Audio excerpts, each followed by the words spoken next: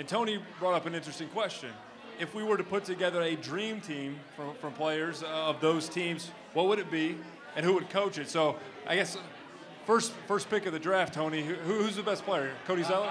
Well, if I'm taking first, I pick Tyler Zeller is off the bench first, and I'm going to put him at the 4. Go.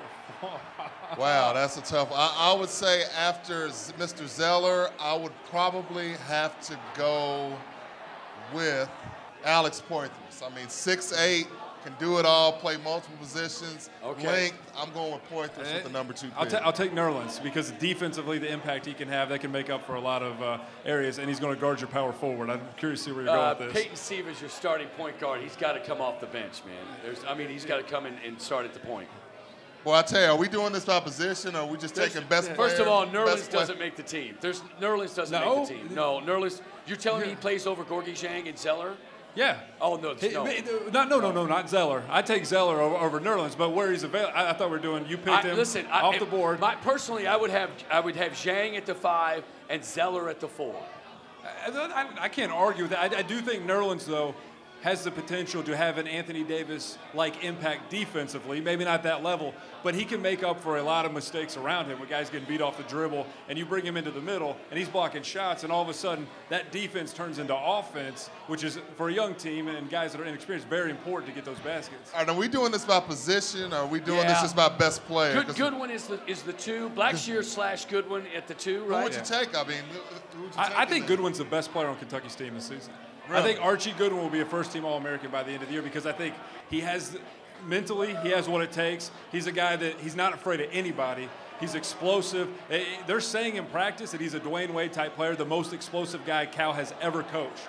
He has it, but we just haven't seen it yet. I think he's going to be an All-American by the end of the year.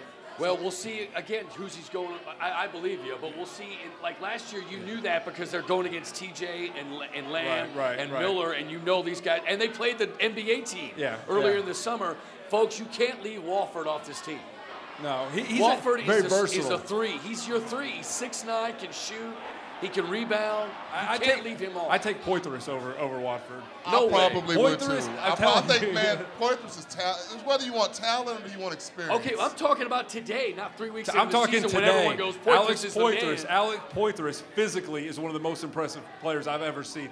And he's versatile. He can't his handle isn't as good, but he can shoot the ball. He is absolutely dominant inside rebounding the ball. We still haven't picked Wiltshire or Behannon. Wiltshire's not seeing the floor on this team. You don't think Wiltshire getting any run at all? Out of these 3 just as a shooter. If I'm picking the best players from those 3 teams collectively, Wiltshire's not the starting lineup. I mean, he has a value. What he does, he is great at doing. But what he's not good at doing, he has to get better at. That's defensively. Wait a minute. Yeah. And getting up and down the floor if those guys are going to run. And he looks like he's getting there.